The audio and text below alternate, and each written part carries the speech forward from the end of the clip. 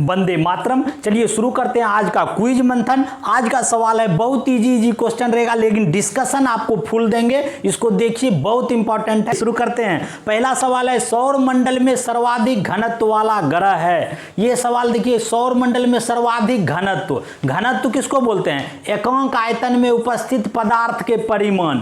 अब मान लीजिए एक गिलास में पानी है तो परिमाण वही है पानी, तो पानी कहाँ है? अभी ब्रह्मांड में सबसे पानी का खोज तो यहीं मिला है पृथ्वी पे, तो और जगह तो पदार्थ ज़्यादा परिमाण हो नहीं सकता है। तो सबसे ज़्यादा परिमाण जो होता है पृथ्वी का होता है। कितना होता है? तो 5.5 ग्राम सेंटीमीटर क्यूब।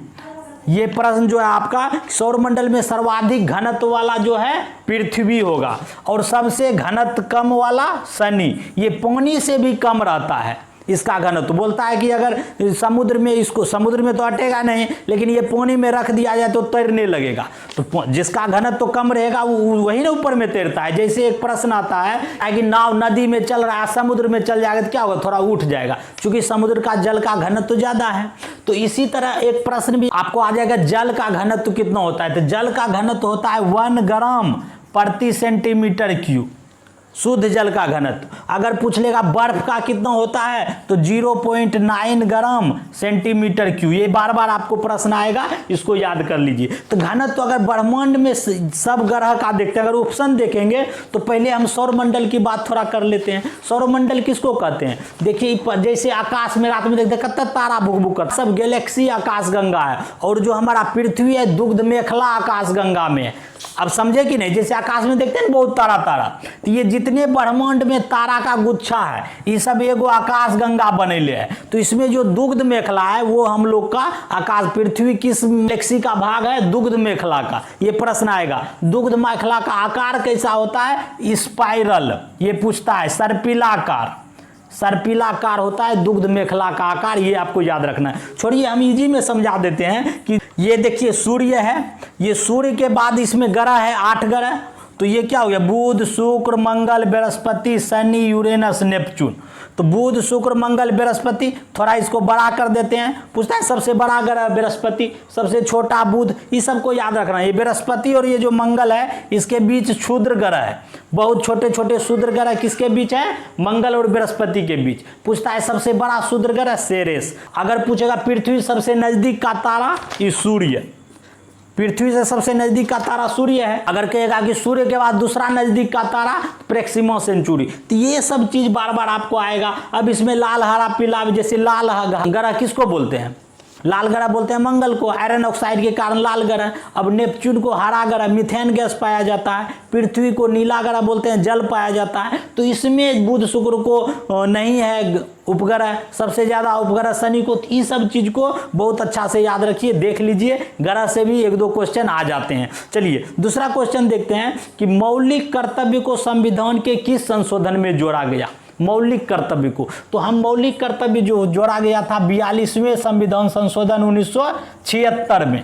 तो इसी को मिनी संविधान कहते हैं, लघु संविधान कहते हैं। 42वें संविधान संशोधन को पूछा है। सरदार स्वर्ण सिंह समिति के सिफारिश पर इसको जोड़ा गया था। इसमें बहुत चीज है। जैसे पहला तो इसको मौलिक कर्तव्य जब जोड़ा गया था उस समय 10 था, अभी कितना है मौलिक कर्तव्य? 11। तो ये 11 एगो जो जुटा है, ये 86वें संविधान संशोधन 2002 में हुआ था, जोड़ा था। इसमें क्या था? 6 वर्ष से 14 साल के बच्चा को ये अधिकार है कि उसको फ्री में सरकार पढ़ाए। तो ये 86वें संविधान संशोधन याद रखेंगे।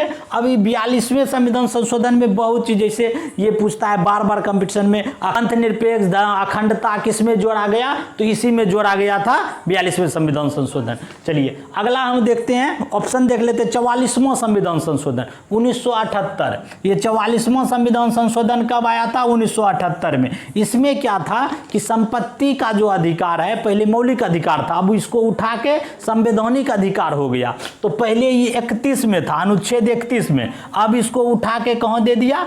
300A में, इसको याद रखना है कि मौलिक संपत्ति अधिकार है, मौलिक अधिकार नहीं, ये क्या है, संवैधानिक अधिकार, उठा के 300A में दे दिया। 31 अनुच्छेद 1, अनुच्छेद भी सब याद रखिए, कई ट्रिक हम बताते हैं। चलिए ऑप्शन और देख लेते हैं।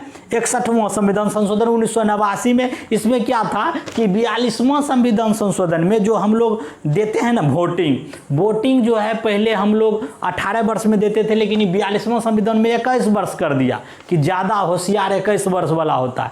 लेकिन जब ये फिर से 61वां संविधान संशोधन 89 में आया, इसको फिर घटा के 18 वर्ष, 18 में सब होशियार हो जाता है, वोट कर देगा किसको चुनना है, तो ये घट के 61वां संविधान संशोधन में आया, इसको देख लीजिए। चलिए अगला देखते हैं। सर टॉमस रो इंग्लैंड के किंग जेम्स फर्स्ट के आधिकारिक राजदूत के रूप में किस मुगल सम्राट, सर टॉमस रो कब आया था? 1615 में सर टॉमस रो आए थे और 1608 में आए थे हॉकिंस। तो ये जहांगीर के ये आपको याद रखना है कि किसके, जैसे इब्न बतूता किसके समय में था, मोहम्मद बिन तुगलक, फिरदौसी, उतबी, फारूकी, सब गजनी के दरबार में, हुसैन, हर्षवर्धन, ये सब चीज़ कौन किसके दरबार में थे, ये सब याद रखना। और कब आए ये बार बार आता है, निकोलो कॉन्टी, देवराय फर्स्ट, तो ये सब क्वेश्चन आएगा।